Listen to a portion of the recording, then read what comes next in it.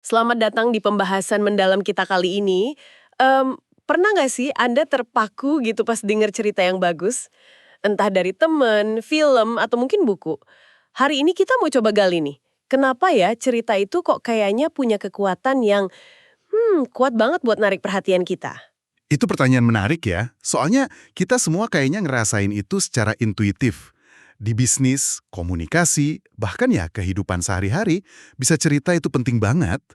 Tapi apa sih yang sebenarnya terjadi di otak kita? Nah, buat jawab itu, sumber kita kali ini bab 1 dari buku Unleash the Power of Storytelling.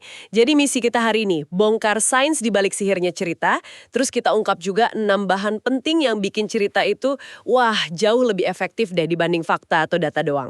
Oke, mari kita bedah ini ya. Jelas banget sih, cerita punya sesuatu yang spesial gitu kalau buat persuasi, bukan cuma hiburan. Betul, kekuatannya itu fundamental sifatnya. Dan bab ini ngelihatnya dari dua sisi nih. Satu, gimana kita dibesarkan dengan cerita yang sering disebut nurture. Terus yang kedua, gimana otak kita tuh emang dirancang buat ngerespon cerita. Itu sisi nature-nya. Coba kita mulai dari yang pengasuhan atau nurture dulu ya. Dari kecil kan kita emang kayak, ya ampun dikelilingi cerita terus ya. Dongeng sebelum tidur, terus fabel, kartun, film, game, serial TV, wah semuanya itu kan bentuk cerita. Dan jangan dianggap remeh skalanya loh.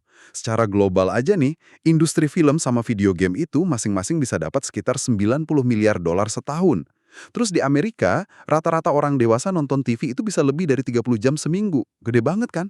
Ini bukan cuma paparan biasa, tapi kayak dibombardir narasi terus-menerus. Nah, dampaknya apa tuh kalau kita terus-terusan kena paparan cerita kayak gitu? Kita jadi terbiasa sama polanya gitu kan. Jadi tanpa sadar kita udah ngarepin ada pengenalan tokoh, latar, terus ada konflik, naik sampai klimaks, terus akhirnya ada penyelesaian.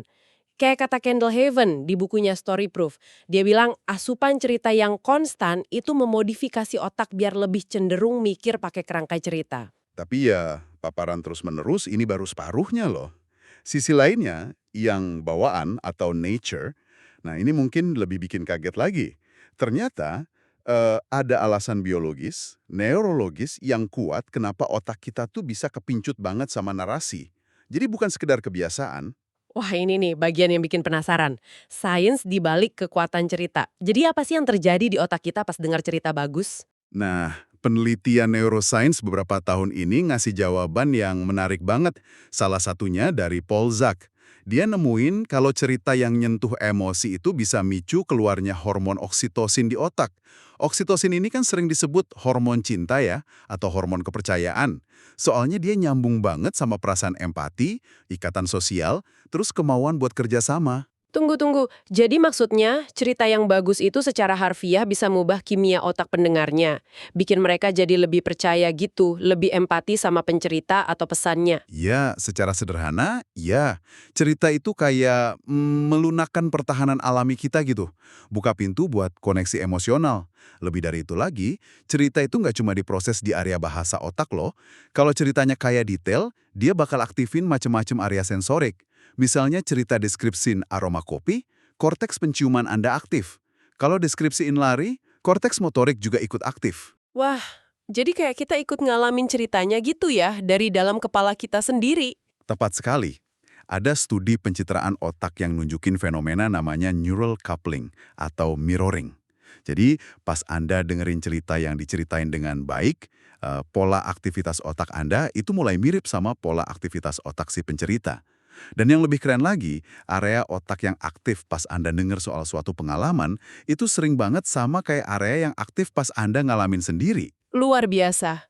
Ini artinya bagi otak kita batas antara dengar cerita yang hidup sama ngalamin langsung itu jadi tipis banget ya. Pantesan cerita tuh rasanya bisa nyata dan personal banget. Benar.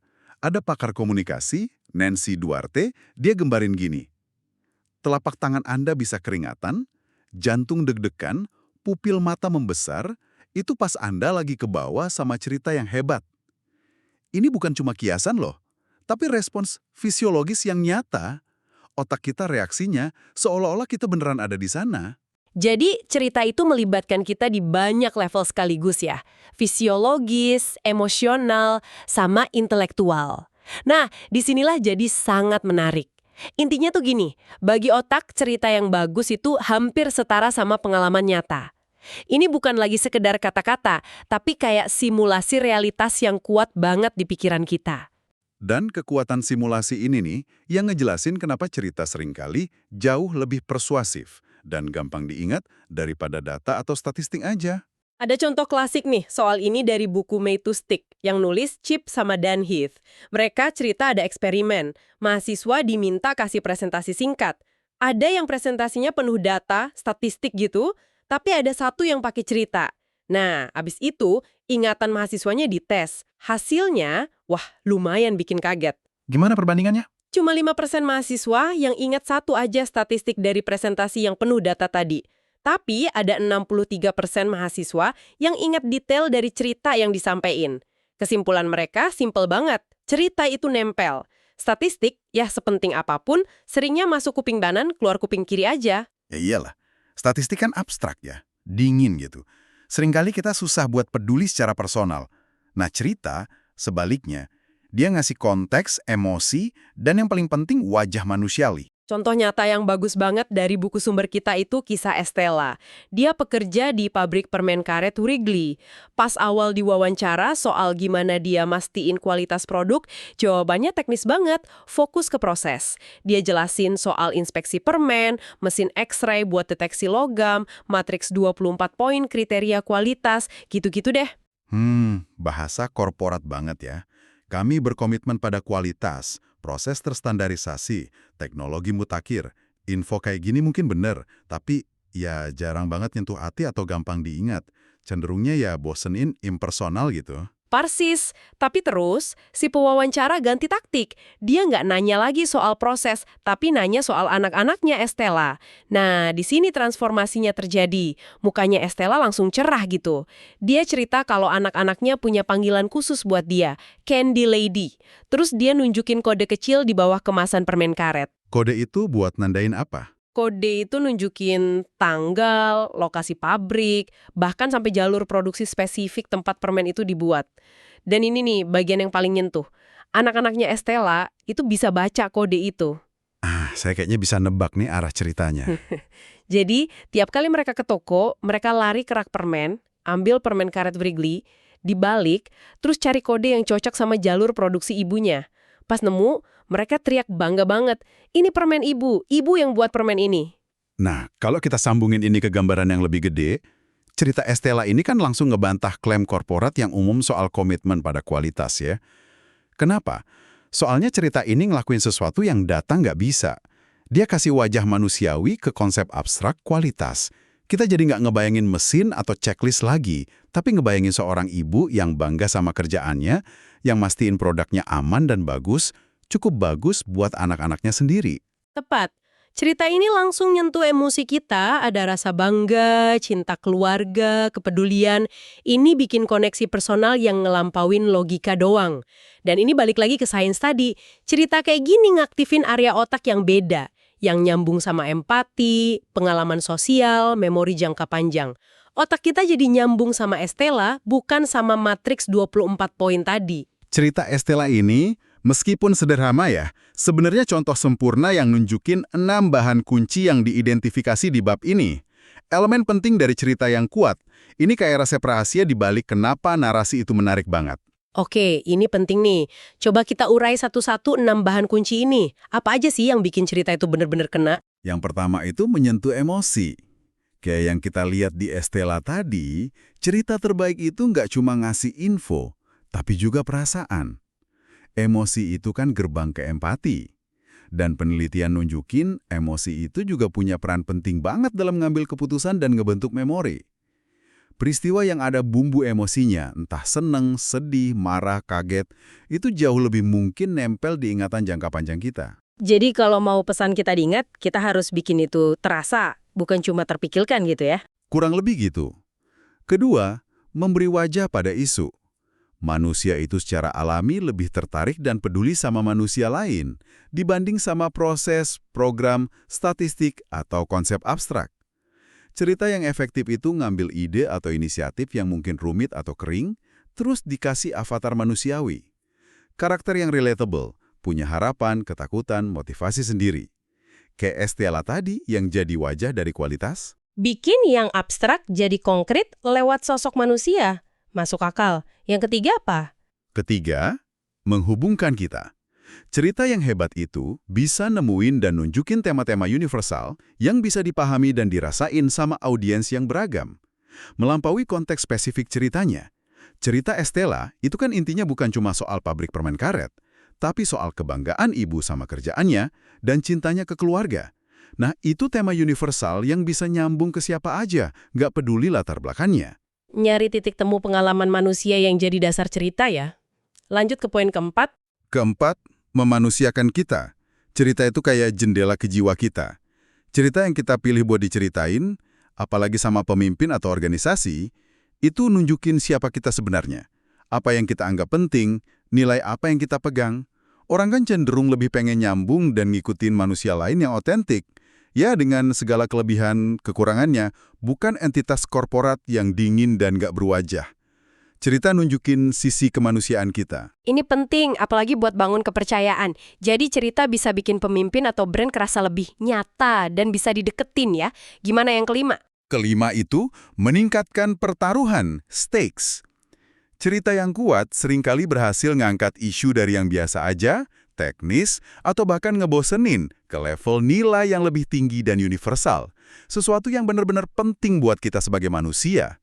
Cerita Estella tadi misalnya, ngubah isu memenuhi standar manufaktur jadi isu soal kesehatan dan keselamatan anak-anak, soal kebanggaan keluarga. Pertaruhannya jadi jauh lebih penting dan bermakna secara emosi. Jadi bukan lagi soal target tercapai, tapi soal dampak kehidupan manusia. Wah, pergeseran fokus yang kuat ya. Terus yang terakhir, yang keenam. Yang keenam, dan ini mungkin prinsip penceritaan yang paling dasar dan sering diulang. Tunjukkan, jangan katakan. Show, don't tell. Ini inti dari cerita yang efektif. Daripada cuma bikin klaim soal diri Anda, organisasi Anda, atau produk Anda, ya tunjukin klaim itu lewat tindakan nyata, detail sensorik, dialog, lewat apa yang terjadi dalam cerita. Prinsip show, don't tell. Buku ini ngasih analogi bagus, nyebutnya penangkal sindrom match.com. Tahu kan, di profil kencan online, semua orang nulisnya mirip-mirip. Saya lucu, cerdas, suka petualang. Klaim generik kayak gini jadi nggak ada artinya, karena semua orang ngomong gitu. Dan seringnya cuma penilaian subjektif aja. Iya, klaim tanpa bukti itu kayak cek kosong aja, nggak ada nilainya. Betul banget. Jadi, daripada bilang Anda lucu, ya ceritain anekdot singkat yang bikin orang ketawa. Jangan bilang Anda cerdas, ceritain soal buku atau ide menarik yang baru Anda temuin. Gimana itu ngubah cara pandang Anda?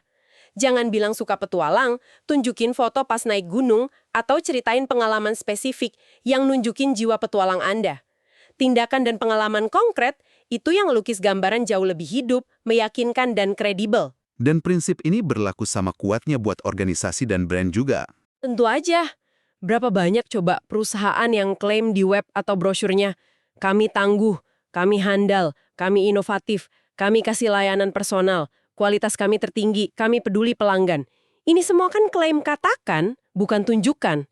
Jauh lebih efektif kalau Anda kasih bukti lewat cerita. Contohnya gimana tuh? Ya ceritain kisah spesifik gimana karyawan Anda usaha keras banget bantu pelanggan yang kesulitan.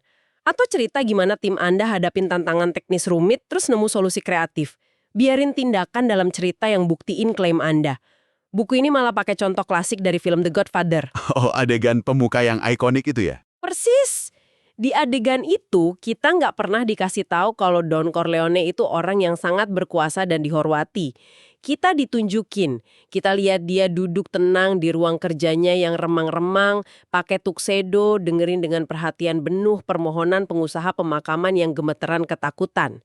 Cara orang lain deketin dia, bahasa tubuhnya, suasana ruangan, semuanya nunjukin kekuasaannya tanpa perlu satu kata klaim pun.